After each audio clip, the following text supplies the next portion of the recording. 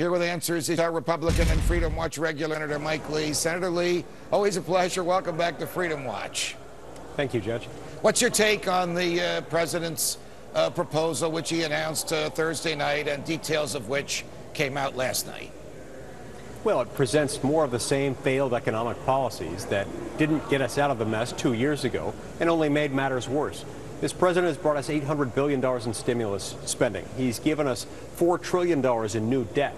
And what has happened? Well, unemployment's now up above 9%. What this president has done by expanding the size and scope and cost of the federal government has made matters worse. It's made unemployment worse. It's made the housing market worse. Every major economic indicator indicates that things are getting worse rather than better. So why we would want to go and do more of the same things that made it worse is beyond my ability to understand. About a year ago, before you were in the Senate, and there were more Democrats there then than there are now, the president was unable to get the Senate to go along with an effort to raise taxes on people who were earning more than $200,000 as individuals or $250,000 as jointly filing married couples. What makes him think that that would happen now? Or stated differently, because you don't know what makes the president think, is this dead on arrival in a Senate, even where Republicans are in the minority but are close to the number of 50? I think it's dead on arrival, and I think the president knows that. I'm not quite sure what the political, it just made matters worse. And I think we will see people in both houses and in both political parties saying, no, this really is not going to help. Senator Lee, have you had the chance yet? I realize the president just spoke Thursday, and as we said earlier, this 155-page bill just came out about 24 hours ago. Have you had the chance to take the pulse of your Republican colleagues, especially your Tea Party Republican colleagues?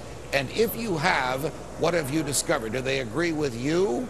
Or are they willing to enter into some kind of a compromise, like many of them did over the debt ceiling with the White House?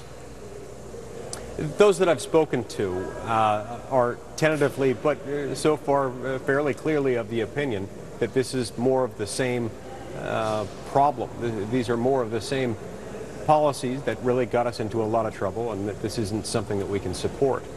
And while it might be possible to cherry pick out one or two things here or there that might not be altogether objectionable, like extending the acceleration of depreciation for the acquisition of equipment for manufacturing.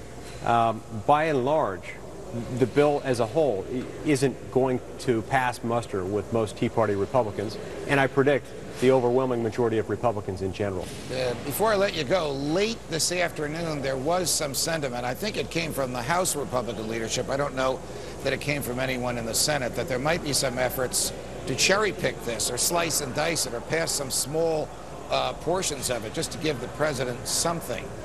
Isn't it wrong for the government to do something just for the sake of doing something, even if the thing that it's doing does not enhance prosperity, but just to take credit for having done something? Isn't that worse than doing nothing?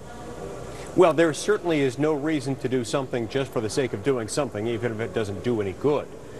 There are, however, a lot of things that we could do, and I believe we should be doing, in order to promote economic prosperity in America. But most of those things, nearly all of them in my opinion, have to do with restricting the scope of government, restricting spending rather than expanding it.